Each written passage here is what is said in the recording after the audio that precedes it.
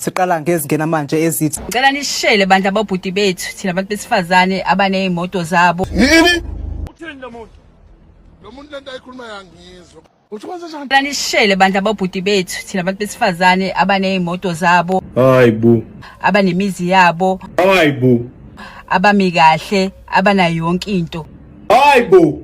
Awu anyeke ukusaba bosisheleni bakithi siyayicelela sisheleni. Hayibo. Abantu besifazane la azithi mzala. Kancane wavela. Uyavela. Besisacela ukushelwa. Ngoba sekwenze njani? Ngoba shothi thina sizoshima forever. Sisheleni bese nizwa ngathi ukuthi sithathiwe noma sithathiwe yini. Mana! I know you want to be seen as this independent woman who's got her things figured it out, but stop it. Why you so that? Because you are subjecting yourself to being used. How? Kanjani manje? Kanjani? Lately we have men, it's a norm, we have men that are fishing out for independent women to use them, to milk them dry, and when they're done with you, they leave.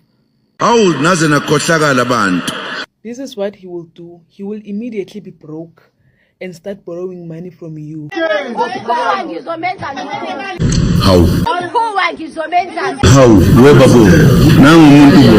Webafana.